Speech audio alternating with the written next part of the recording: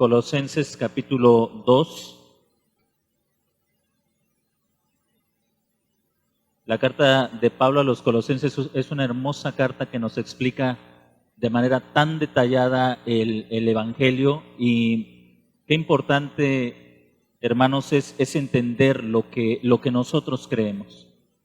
Aunque es correcto en llamar a nuestra fe una religión, no se queda enmarcada en el término religión. La religión generalmente, como la entendemos, está caracterizada por los ritos, por las costumbres, pero el Evangelio es mucho más que una religión, y la carta del apóstol Pablo es una explicación muy detallada, muy clara, muy hermosa de lo que es el Evangelio. Y espero, hermanos, que en la medida que estamos estudiando esta carta, usted y yo podamos afirmar nuestra fe respecto al Evangelio, entenderla mejor y practicar mejor esto que es el Evangelio, esta gran noticia de salvación, donde el apóstol Pablo nos muestra que la realidad del hombre que estaba en pecado ha sido transformada por el acto de Dios al darnos a Cristo como nuestro sustituto, para que sobre él se cargara el pecado de todos nosotros. El Evangelio entonces es una comunicación de una verdad histórica. Cristo murió en la cruz con un fin, con un propósito: pagar una deuda impagable que el hombre tenía con Dios. Todos nosotros nos descarriamos, todos nosotros pecamos, decía el profeta Isaías acerca del pueblo de Israel. Todos nosotros nos descarriamos, decía él. Pero el Señor quiso castigar sobre su siervo, sobre Jesús, sobre el Mesías, sobre su propio Hijo, y poner en él el pecado, la culpa, la vergüenza, la miseria que causó sobre nosotros el pecado y que nosotros causamos sobre otras personas. Y toda esa maldad fue cargada en Cristo, de manera que hoy nosotros estamos libres de culpa, como en uno de los cantos, de una de las canciones que cantábamos: no hay culpa, ya no hay más culpa. Ese es el gran problema, uno de los grandes problemas del ser humano, la culpa. ¿Qué haces con la culpa? Bien, vamos a Colosenses capítulo 2, verso 13 en adelante, versículo 13 en adelante. Y a ustedes, estando muertos en sus pecados y en la incircuncisión de su carne, les dio vida juntamente con él, perdonando todos los pecados, anulando el acta de los decretos que había contra nosotros, que nos era contraria, quitándola de en medio y clavándola en la cruz, y despojando a los principados y a las potestades, los exhibió públicamente, triunfando sobre ellos en la cruz. Por tanto, nadie los juzgue en comida o bebida, o en cuanto a días de fiesta, luna nueva o día de reposo, todo lo cual es sombra de lo que ha de venir, pero el cuerpo o la realidad es de Cristo. Nadie los prive de su premio, afectando humildad y culto a los ángeles, entremetiéndose en lo que no ha visto, vanamente hinchado por su propia mente carnal, y no aferrándose a la cabeza, en virtud de quien todo el cuerpo, nutriéndose y uniéndose por coyunturas y ligamentos, crece con el crecimiento que Dios da. Pues si han muerto con Cristo en cuanto a los rudimentos del mundo, ¿por qué, como si vivieran en el mundo, se someten a preceptos tales como no manejen, no gusten, no toquen, en conformidad a mandamientos y doctrinas de hombres, cosas que todas se destruyen con el uso?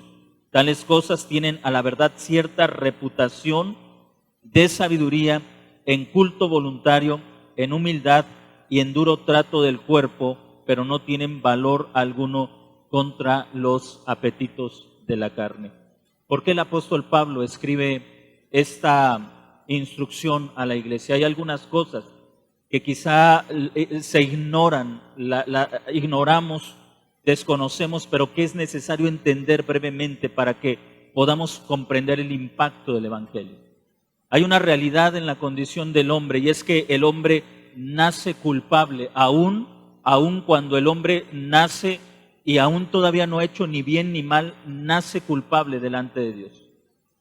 Tenemos que regresar bastante atrás al libro de Génesis para darnos cuenta que la desobediencia de Adán no solamente separó al hombre de Dios, hizo también algo, se puso bajo el juicio de Satanás, a quien Jesús llamara en un momento antes de su muerte el príncipe de este mundo o el ser que tenía autoridad sobre los seres humanos.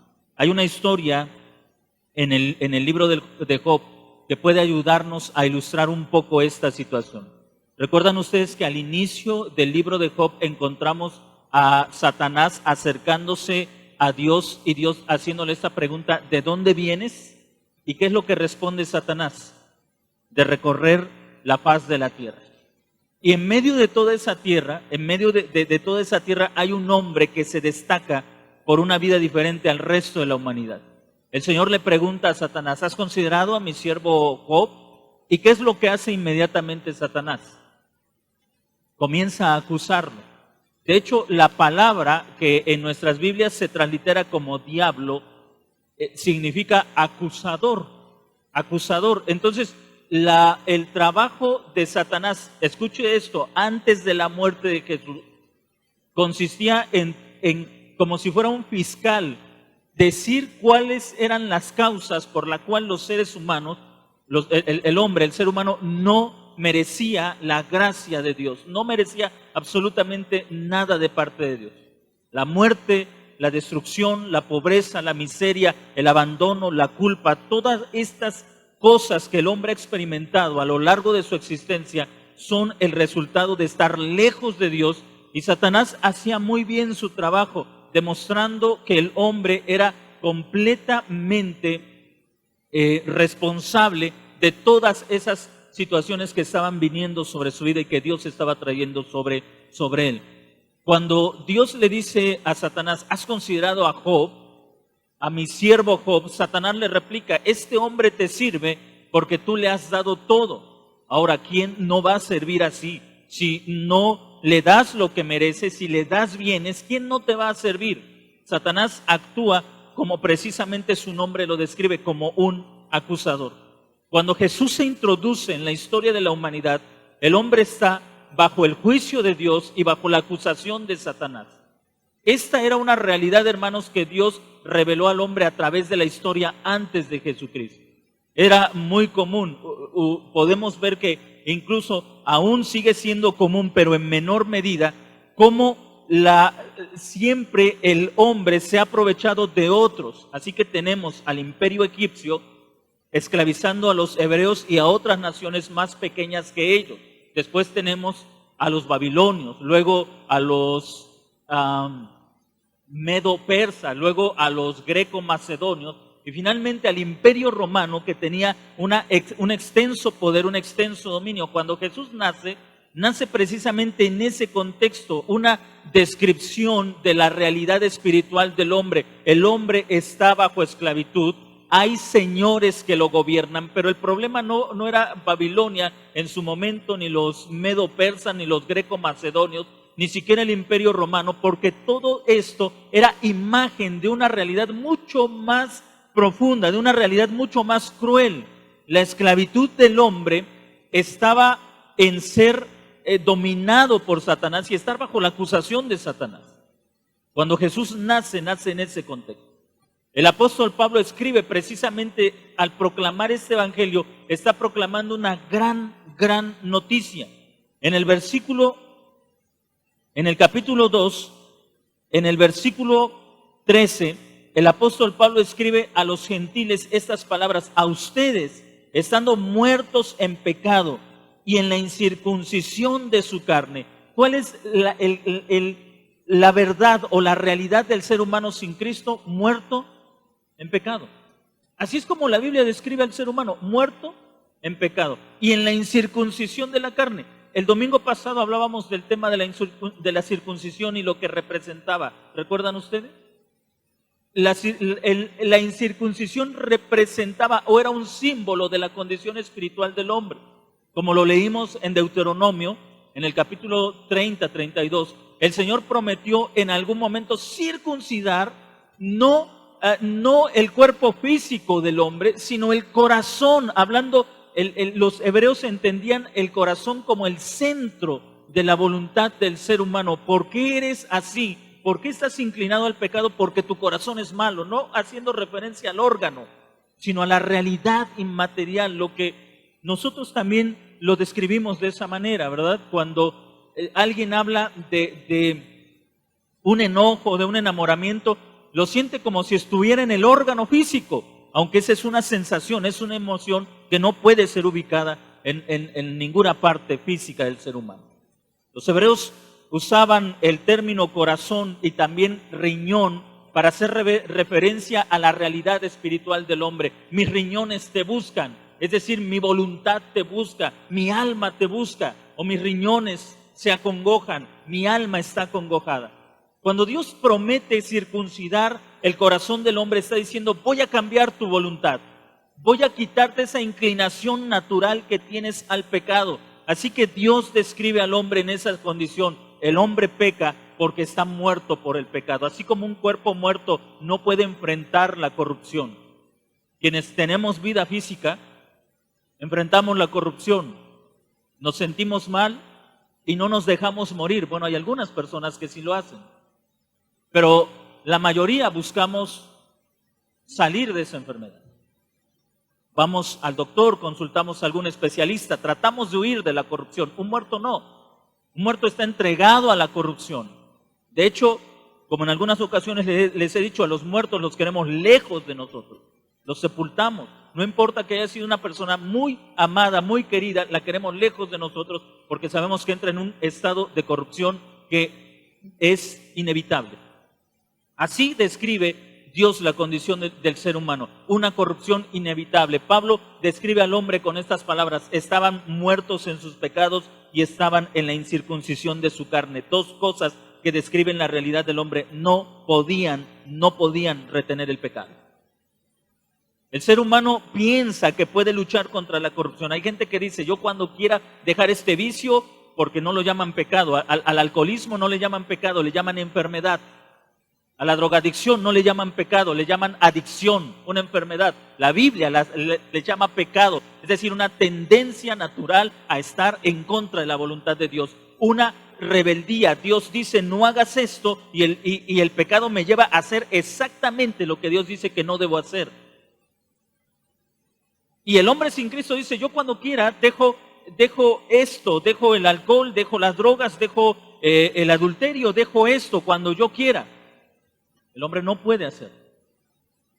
Por sí mismo nunca, porque la Biblia dice que está muerto en pecado y vive en la incircuncisión. Recuerde, este término incircuncisión está tratando de hacer una metáfora y de enseñar que el hombre sin Cristo es arrastrado inevitablemente hacia el pecado. No puede reprimir el pecado. Es arrastrado inevitablemente hacia el pecado. Podrá sustituir un pecado con otro pecado. Por ejemplo, en las terapias de Alcohólicos Anónimos, una de las terapias consiste en hacer una catarsis. ¿Qué significa eso? Liberar toda la frustración que tienen dentro. ¿Cómo? Maldiciendo, diciendo groserías, gritando. Y de esa forma van a ser liberados de eso que los lleva al alcoholismo. Tratan de dejar un pecado practicando otro. El hombre jamás puede salir de esa esclavitud. Pero el Evangelio es precisamente la noticia, la buena noticia de que el hombre sí puede ser liberado de la condición pecaminosa en la que ha nacido y en la que se encuentra hasta que el Evangelio llega y hasta que el hombre cree en este Evangelio. ¿Y qué es lo que sucede? Observe cómo el apóstol Pablo describe todo el Evangelio en acciones de Dios y no en acciones del hombre. Observe, verso 13. Y a ustedes, estando muertos en pecado y en la incircuncisión de su carne, observe, les dio vida. ¿Cómo es que una persona puede pasar de la muerte a la vida? Solo si Dios le da vida a la persona que está muerta. Algunos piensan que la iglesia cristiana está formada por personas que en algún momento decidieron ser diferentes. que en algún momento dijeron, estoy harto de mi vida y voy a ir a una iglesia cristiana para ser diferente. No, nosotros estamos aquí porque cuando estábamos muertos, Dios nos encontró en esa condición y nos dio vida y nos hizo entender un evangelio que muchas veces antes habíamos escuchado y habíamos rechazado, ignorado, habíamos sido indiferentes a la verdad del evangelio. Él les dio vida, dice el apóstol Pablo. Y observe, porque Pablo comienza a ser específico. ¿Qué significa darles vida? Versículo 13. Les dio vida juntamente con él, perdonándoles todos los pecados. ¿Qué significa tener vida? El perdón de nuestros pecados. Una de las cosas que para el hombre es difícil, muy difícil, hacer a un lado es la culpa por el pecado. No, creo que no existe ninguna persona que llegando a la vejez se lamente por tantos pecados que cometió durante su juventud. No existe una persona que llegando a la vejez no diga, me arrepiento de tantas cosas que hice mal y que ahora me llenan de culpa y que ahora me llenan de vergüenza porque no debía haberlas hecho. Y quizá le decimos a Dios, Dios, si me permitieras vivir, no volvería a cometer esos pecados que cometí en mi juventud. Le aseguro algo, si volviéramos a vivir físicamente, cometeríamos de nuevo esos mismos pecados. Y si en dado caso no cometiéramos esos, cometeríamos otros tantos pecados que no son atractivos para todos nosotros. ¿Cuál es la realidad del evangelio? Ahora hay una diferencia. El evangelio no es la predicación de ven y prométele algo a Dios para que Él te perdone. La proclamación del evangelio es, ustedes estaban muertos en sus pecados, con una vida totalmente gobernada por el pecado, llena de culpa, llena de vergüenza, porque le aseguro algo, los pecados que nosotros cometemos en nuestra juventud y que tanta satisfacción nos pueden causar mientras somos jóvenes, cuando llegamos a la vejez, esos mismos pecados que nos llenaron de orgullo, ahora nos llenan de vergüenza. No es lo mismo cuando pecas y eres joven y piensas, estoy disfrutando de la vida, que cuando llegas a una edad y miras atrás y dices, ¿cuántas cosas hice que desearía echar el tiempo atrás para no hacerlas de nuevo? Es imposible. ¿Qué es lo que se puede hacer? La respuesta de Dios es el perdón de los pecados. Versículo 13. Perdonó todos sus pecados. Les dio vida juntamente con él. Ahora piensen esto, porque el apóstol Pablo está arraigando la resurrección del creyente en la obra redentora de Jesucristo. La Biblia dice que la razón por la que el hombre muere es como consecuencia del pecado. La muerte fue una realidad creada para los animales, no para los seres humanos. El hombre fue creado con la esperanza de la vida eterna, no de la muerte. ¿Por qué se introdujo la muerte? El apóstol Pablo lo explica en la carta a los Romanos, que la muerte es la consecuencia del pecado. Los hombres mueren porque son pecadores. El mejor testimonio de que el hombre es pecador es la muerte. La razón por la que Cristo murió en la cruz, pero no permaneció en el sepulcro, es porque Él era sin pecado. ¿Cómo podía ser retenido bajo un castigo de muerte un hombre que nunca había pecado? El punto del apóstol, en este caso del apóstol Pedro en Hechos, cuando él habla acerca de la resurrección de Cristo, en Hechos capítulo 2, dice que él fue suelto de la muerte, fue absuelto y fue liberado del poder de la muerte por una razón. Cristo fue hallado inocente delante de Dios. Los hombres lo acusaron como un culpable. De hecho, lo castigaron como un culpable. Lo pusieron en una cruz que en términos judíos, hermanos, ser colgado de un madero, no importa si esta era una cruz o un simple poste, pero ser colgado de un madero era una de las peores castigos que podía ser aplicado a un hombre. La Biblia dice, maldito todo aquel que es colgado de un madero. Así que, ¿cómo murió Jesús? como un maldito. Como un maldito. Él estaba ahí colgado como un maldito, llevando la culpa y la vergüenza de todos nosotros. Imagine ese escenario. Uno de los castigos que se infligían no solamente eran físicos, sino también psicológicos. A los reos se les desnudaba y se les hacía pasear desde la ciudad donde iban a salir hasta el lugar donde iban a ser colgados. Se les hacía pasear desnudos ante la mirada sorprendida de la gente y la vergüenza que provocaba la desnudez. Los gritos, los repudios, los rechazos. Jesús caminó en lo que hoy se conoce como esa vía dolorosa completamente desnudo. Algunos gritándole, algunos menospreciándole, otras personas sintiendo dolor por lo que él estaba pasando. Cuando fue colgado en esa cruz, cuando fue crucificado, él estaba completamente desnudo, sufriendo uno de los castigos psicológicos que los romanos imponían a quienes consideraban culpables. Jesús fue colgado como un maldito. Los evangelios dicen que la gente pasaba delante de él y meneaba la cabeza, decían, pobre maldito. Si creyó en Dios, que lo salve Dios, se burlaban de él. El imperio romano lo consideró culpable, los judíos lo consideraron culpable. Y la sentencia que se impuso sobre Jesús fue la muerte. Pero cuando Dios lo juzgó como completamente inocente. Todo el mundo lo acusó de culpable, pero Dios el Padre lo consideró inocente y él no podía permanecer en la muerte porque el justo vivirá por fe. La muerte es el castigo para todos nosotros que somos pecadores, pero no para un hombre justo.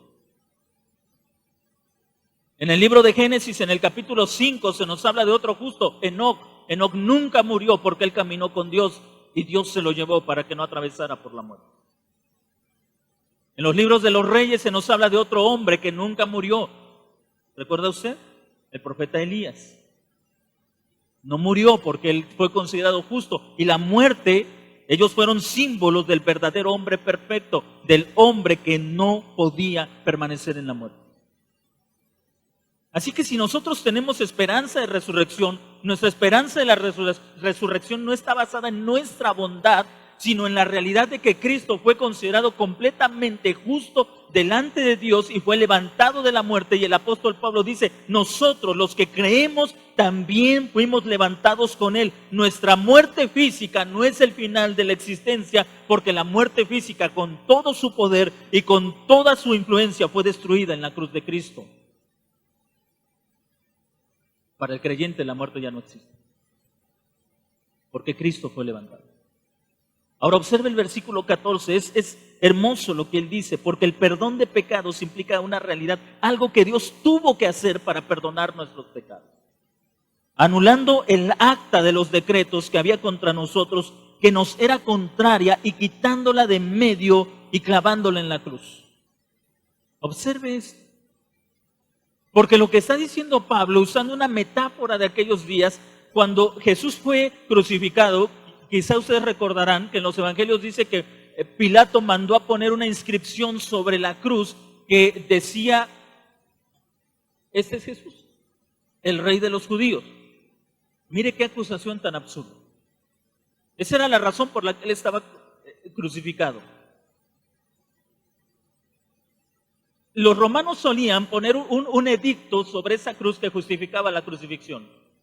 Y podía decir, este es un criminal, este es un homicida y por eso está crucificado. En la cruz de Cristo solamente decía, Jesús, Nazareno, rey de los judíos.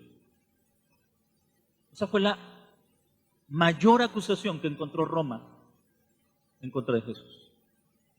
No había otra acusación. Pero sobre nosotros sí. Sobre nosotros había un acta. El apóstol Pablo está tomando esa misma imagen y está comparando. Así como en la cruz se pone un edicto, sobre nosotros había un edicto que justificaba la condenación a la muerte. Y usted puede recordar, por más que tratemos de decir, yo no he hecho nada malo, y por más que intentemos justificar nuestra vida, y aunque regresemos y digamos, yo cometí esos pecados porque mis padres me maltrataron, porque me abandonaron mis padres, porque sufrí violencia en mi casa, porque no me quisieron, por más que intentemos justificar esos pecados, la razón por la que somos condenados a la muerte es porque somos culpables delante de Dios. Y usted puede escribir en esa lista los pecados de los cuales usted ha sido culpable y con justicia debería morir igual que yo. Y ahí tendría que aparecer desde los más leves, mentir, hasta los más graves. Adulterios, drogadicción, borracheras, robos, secuestros, malos pensamientos, pensamientos perversos, lujuria. Esos pecados, hermanos, que a veces nosotros pensamos que nadie más conoce, Dios los conoce perfectamente. Y el apóstol Pablo dice, había un acta que era contraria, que les acusaba. Había un acta que decía, ellos son culpables y merecen el castigo. Había un acta. No, el juez justo debe actuar con justicia. Algunas personas piensan en Dios como una persona que no debe aplicar justicia. Si Dios fuera bueno, ¿por qué nos castigaría si somos sus hijos? Pero ninguna de esas personas siente lo mismo cuando escuchan, el juez fulano de tal dejó en libertad a presuntos secuestradores. Ninguno dice, wow, qué bueno es ese juez. Todos reaccionamos con enojo, con ira. ¿Cómo es posible que esa gente encargada de hacer justicia deje en libertad a esas personas que había pruebas de sus secuestros, de sus extorsiones y que las hayan dejado libres? Hay corrupción, seguramente los sobornaron, seguramente le dieron dinero, por eso dejó en libertad a esas personas. Pero pretendemos que Dios haga algo contrario a lo que nosotros exigimos en otros seres humanos. Pretendemos que cuando Dios vea toda la lista de mis pecados, mis maldades, mis mentiras, mi falsedad, mi egoísmo, mi orgullo, mi lujuria, toda mi corrupción, entonces Dios diga, me voy a hacer de la vista gorda y voy a pasar por alto esto y voy a hacer de cuenta que tú nunca hiciste nada. Eso es imposible. El juez justo de toda la tierra debe castigar el pecado de los hombres. Ahora, si Él lo castiga, ¿qué esperanza hay para nosotros? Ninguna. Ninguna esperanza hay para nosotros. Pero Dios encontró la forma de castigar el pecado y darnos esperanza a nosotros. ¿Cómo? La única forma de hacerlo fue a través de Jesucristo, su santo y perfecto Hijo, y poniendo en Él todos nuestros pecados. Ahora, yo quiero que usted piense en eso, porque mientras vemos la cruz física de Jesús y encima de esa cruz vemos esa inscripción, Jesús Nazareno, Rey de los Judíos, la Biblia también nos deja ver un panorama que visiblemente no es perceptible al ojo humano.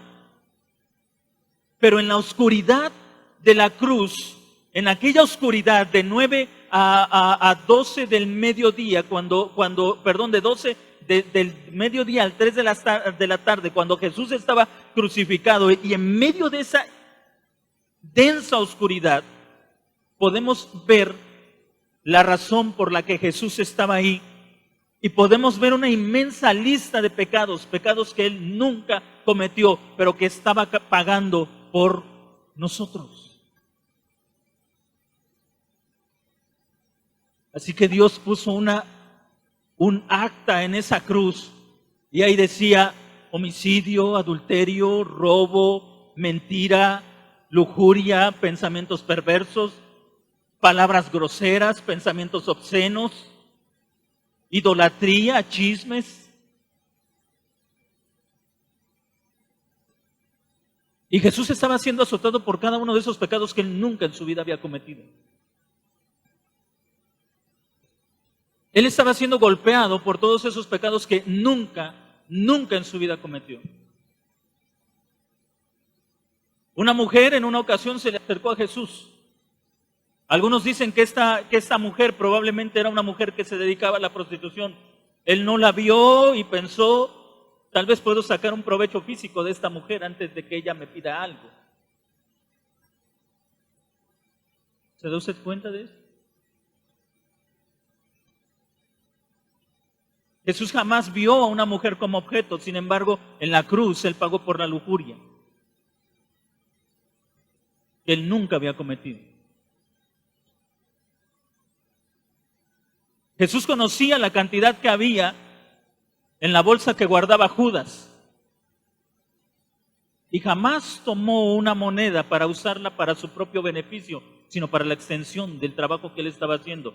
Sin embargo, estaba siendo azotado por un robo que nunca había cometido.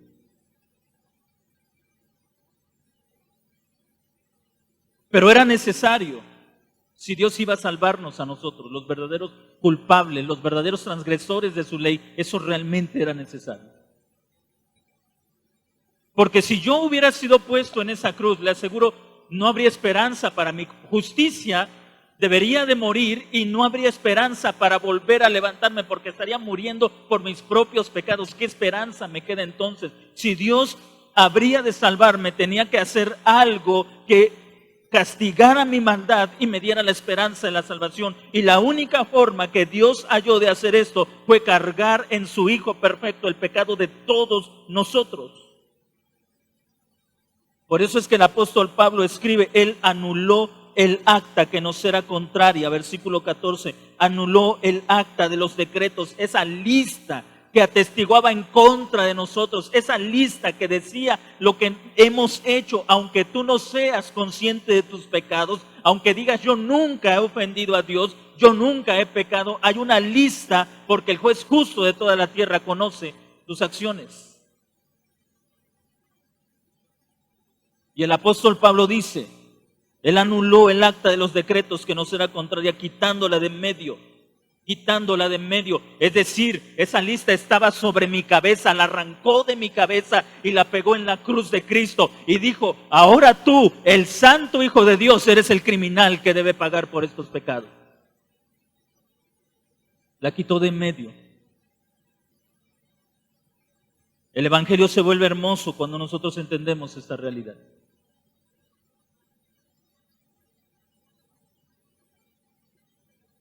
Perdonó nuestros pecados, pero el perdón no es perdón si no hay satisfacción. Todos nosotros necesitamos que para perdonar algo haya una satisfacción. Supongamos, si usted me pide una cantidad de dinero y usted nunca me la devuelve,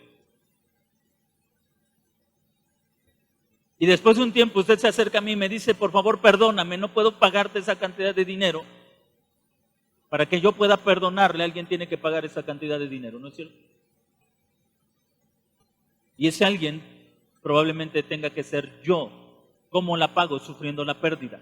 Porque ahora perdí un dinero que antes tenía, pero al ponerlo en sus manos, se perdió. Y yo sufro esa pérdida. Y al decirle entonces a usted, te perdono, olvídalo, eso no significa que ese dinero de repente me apareció, eso significa que ahora yo voy a cargar con la pérdida de ese dinero que tú debiste haberme pagado. El perdón necesita restitución, si no, no es verdadero perdón.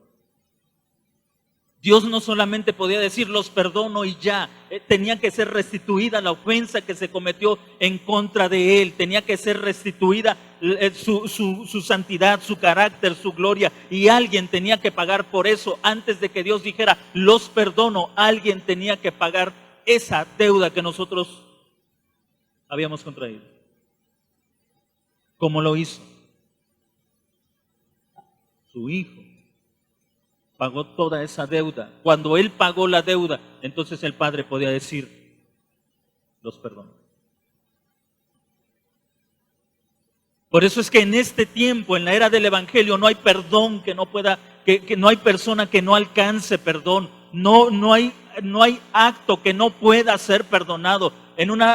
No hay acción, por más vil que sea, por más vergonzosa ese pecado, por más vergonzoso que sea, por mucha culpa que te cause, puede ser perdonado por una sola razón. Cristo fue condenado por un pecado que nunca cometió, por un pecado tan vergonzoso que tú y yo cometimos. Él fue castigado para que Dios pudiera decirnos, te perdono. te perdono. Pero ¿sabe qué? Otra de las consecuencias de este maravilloso evangelio no es que solamente Dios nos perdona, sino que quita a nuestro acusador. Versículo 15, despojando a los principados y a las potestades, los exhibió públicamente, triunfando sobre ellos en la cruz. De repente el acusador terminó siendo el acusado, el que avergonzaba, terminó siendo el avergonzado. Así como Satanás en una ocasión intentó avergonzar a Job. Sí, ese hombre te sirve porque le has dado todo. Es un mentiroso, es un orgulloso, es un soberbio. Ponlo a prueba y verás qué clase de persona es Job. Quiso avergonzar a Job. Y ahora él estaba siendo avergonzado. Quiso avergonzar a Cristo, lo exhibió públicamente, haciendo que desde Jerusalén, desde el lugar donde fue condenado hasta el Gólgota, el lugar donde había sido crucificado Jesús, o donde iba a ser crucificado, lo avergonzó públicamente. Jesús desfiló desnudo frente a aquella multitud de gente, algunos aborreciéndole, otros lamentándose por él, lo avergonzó, pero en la cruz, Cristo avergonzó a Satanás.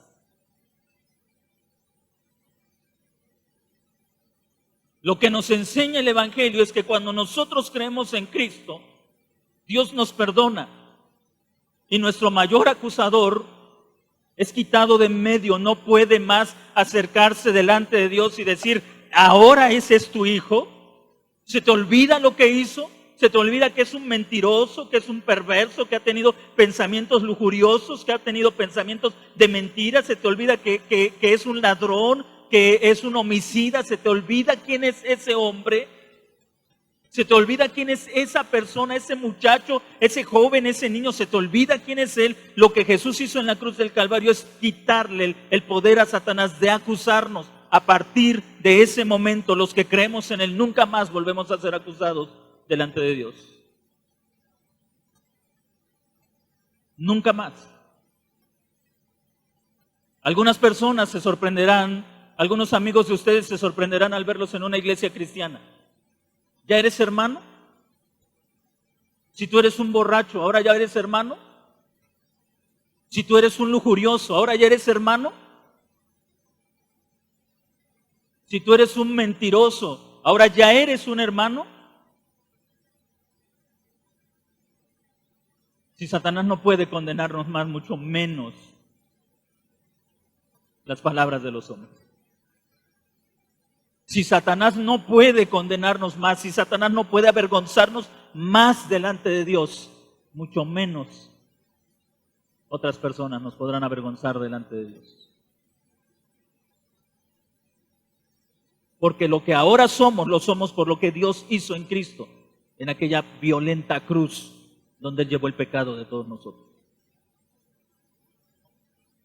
Es por eso que cuando Pablo escribe su carta a los romanos, una carta que es evangélica en el sentido de que expresa el evangelio con tanta claridad, él dice, ahora pues ninguna condenación hay para los que están en Cristo Jesús. Nadie los condena, nadie puede emitir un juicio en contra tuya, en contra mía. Nadie puede emitir un juicio destructor en contra de ninguno de nosotros, por muy perverso que haya sido nuestro pasado. Nadie puede condenarnos, porque nuestros pecados ya fueron llevados, ya fueron pagados, fueron satisfechos en la cruz de Cristo.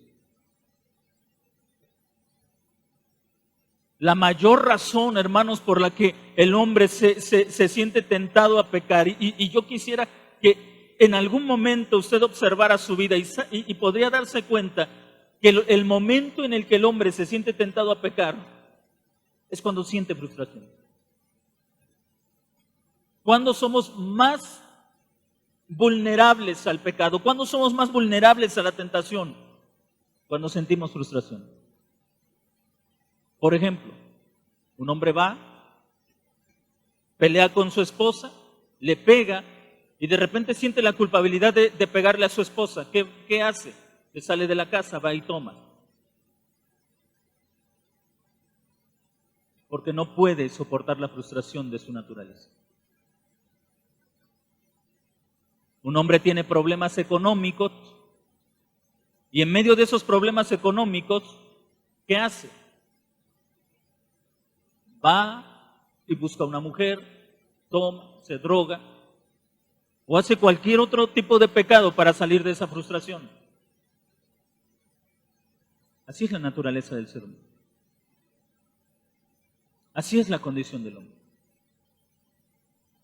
La forma en que usted y yo vencemos al pecado es recordar que Dios sabe perfectamente quiénes somos.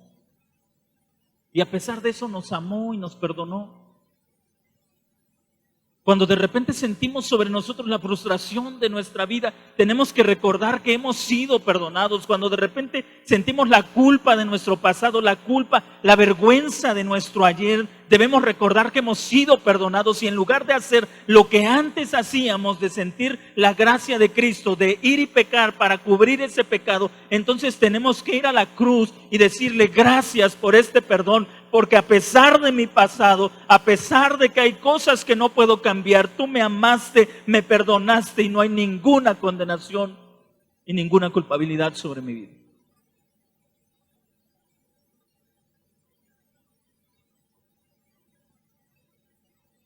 Usted debe saber algo y debe saber que por muy mala que haya sido su vida antes de Cristo y por tantas cosas vergonzosas que usted haya hecho antes del Evangelio y porque esas consecuencias le han alcanzado, usted debe saber algo, ya no está bajo la maldición del pecado, bajo la condenación de Dios y por lo tanto, por muy difícil que haya sido su pasado, hay una esperanza de cambiarlo, porque Dios ya no está en contra suya. Dios ya no está en su contra. Y esa es la única razón por la que, aun cuando haya sido muy mala su vida antes de Cristo, su futuro es mucho mejor. El acta, imagine esta escena. Satanás se acerca delante de Dios y le dice, ¿has olvidado quién es este hombre? ¿Quién es esta mujer? ¿Has olvidado lo que ha hecho? Ahora, ¿qué haría Dios? Él diría, ¿y dónde está el acta que lo acusa? Esa acta ha sido destruida. Porque Cristo la destruyó en la cruz. Satanás no puede acusar. Versículo 15, y despojó a los principados y a las potestades y los exhibió públicamente, triunfando sobre ellos en la cruz.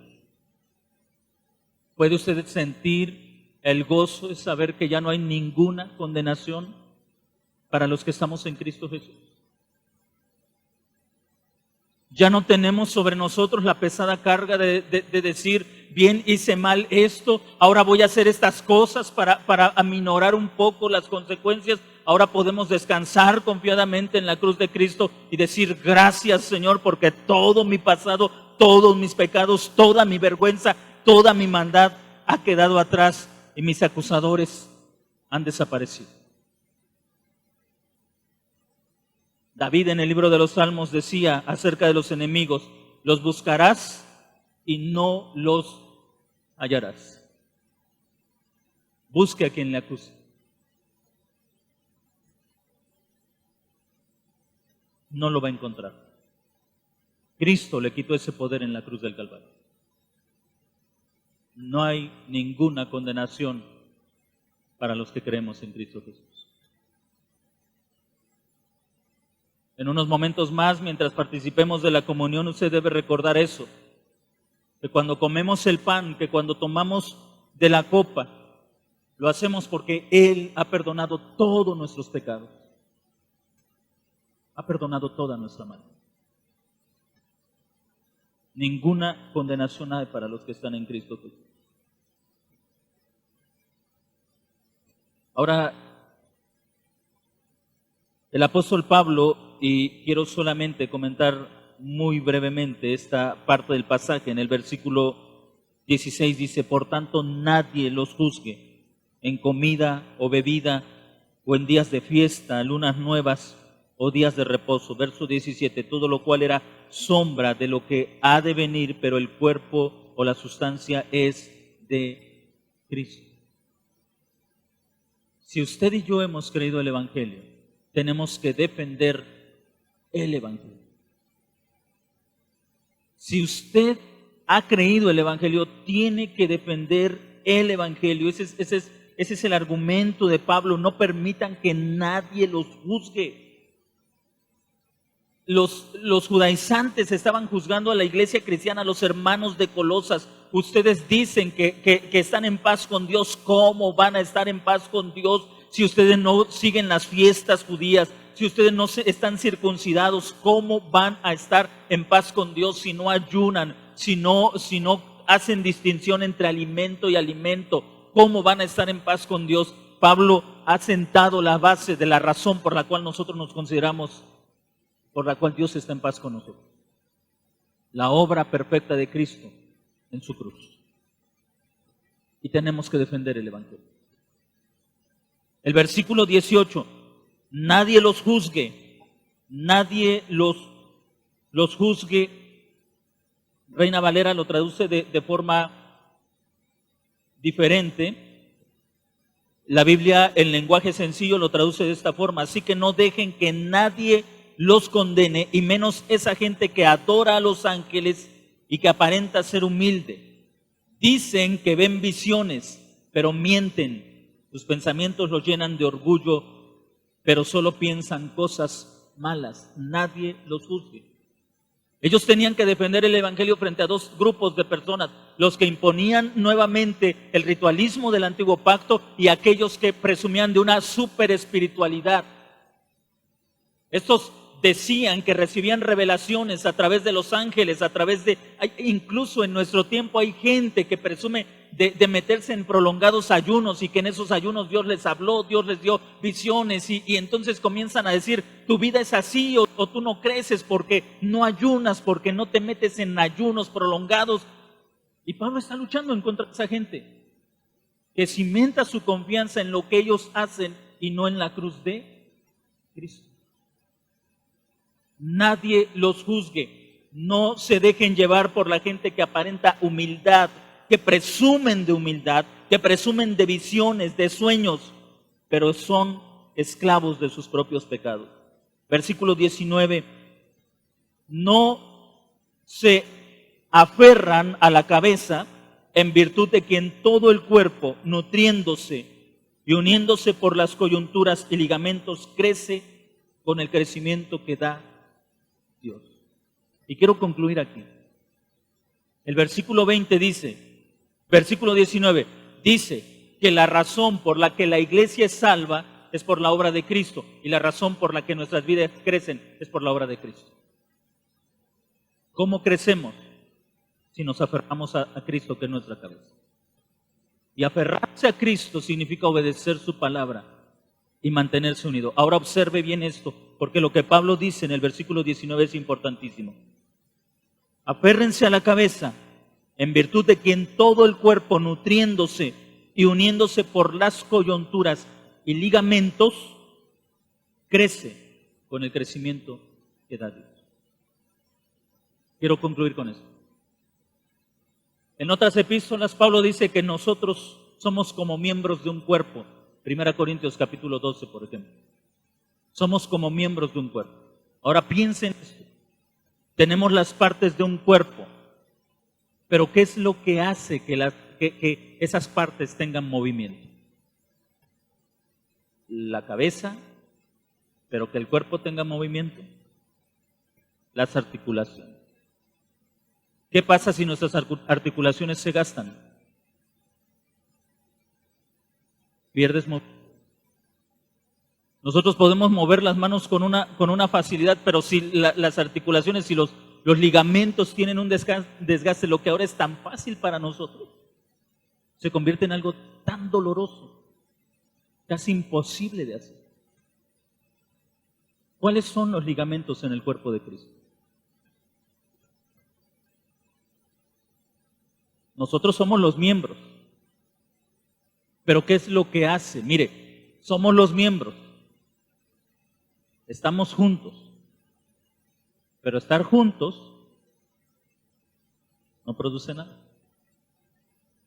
Los ligamentos, según Efesios capítulo 4 y 1 Corintios y Colosenses, como Pablo lo describe, son nuestras acciones. Esos son nuestros ligamentos. Si usted es parte del cuerpo, pero usted no actúa, nuestras acciones, estaríamos, en esta metáfora, estaríamos sin ligamentos. Lo que más adelante expone el apóstol Pablo aquí mismo es que esos ligamentos, por ejemplo, en el versículo capítulo 3,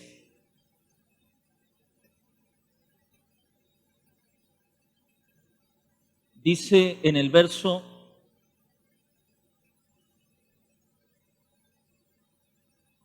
capítulo 3, versículo 12, vestíos pues como escogidos de Dios, santos y amados. Y ahí van nuestros ligamentos, de entrañable misericordia, de benignidad, de humildad, de mansedumbre, de paciencia. Sopórtense unos a otros y perdónense unos a otros. Si alguno tuviere queja contra otro, de la manera que Cristo los perdonó, así también háganlo ustedes. Quite estas virtudes. Y entonces la relación entre el cuerpo, ¿cómo comienza a ser? Áspera, dura, difícil. ¿Observa ustedes? La cruz de Cristo incluso nos ha dado la capacidad para relacionarnos correctamente. Pongamos en práctica el Evangelio y observemos cómo crecemos como Dios planea que crezcamos.